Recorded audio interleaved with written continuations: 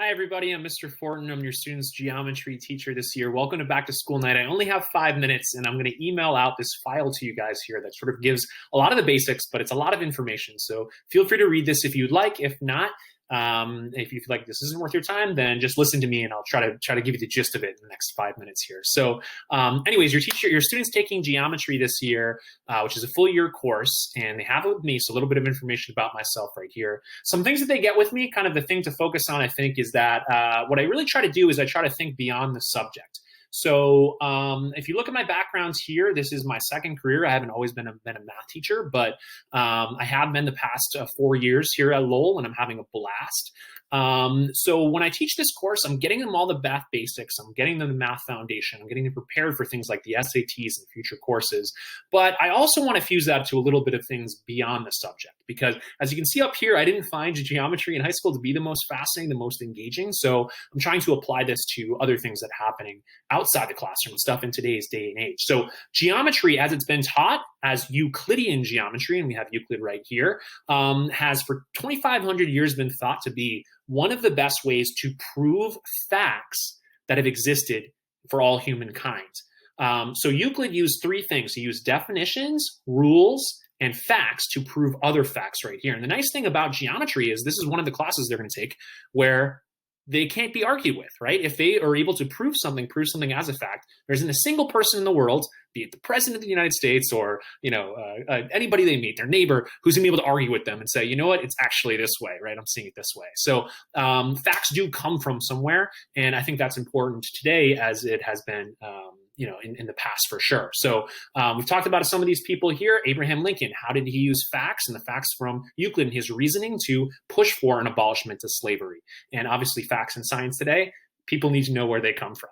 All right, here is the subject as it stands right now. It's geometry. So what we're doing here is we're teaching about like 70% or so of what we normally teach. And that's okay. This is the core stuff. This is the stuff they have to know. They'll be prepared for stuff like for studying for the SATs, right? They're not going to be ace the SATs right away just by taking this class, but should get the background and really working with diagrams, right? Diagrams and working with them, manipulating them will come up potentially in future standardized tests, even beyond, right? I've seen stuff in professional school, like the GMAT, kind of having some geo-like questions for business school. So anyways, here's the content. It's out of a textbook. Your students are using it, and let's get into the schedule right now. Let's go down to it. So here is the basic schedule for a class. We're just getting this consistent rhythm right now. Your students are starting to figure this out. I'm trying to help them understand that it's a very consistent kind of schedule to it. So Mondays, Wednesdays, and Fridays, we have synchronous class. So I see them, we meet for 25 or 35 minutes. I try to introduce stuff that day. And then for homework, they have to watch a video lesson of the new section, of the new content. And I'm trying to limit that. The last video is less than 25 minutes. I'm trying to limit that homework to be around a half hour of homework, Mondays, Wednesdays, and Fridays. So they have to watch a video lesson, then they got to take an exit ticket based off the video lesson, and that should be no more than 10 minutes. And I get them feedback right away, either that night or the next day I go into it. They do their exit ticket on something called Desmos. You might hear your students talk about Desmos, but it's an online tool where I get to see what they write right away, and I can get back to them on Google Classroom very quickly. Tuesdays, Thursdays, that's asynchronous. So I don't see them on Tuesday, Thursday, but they still have class.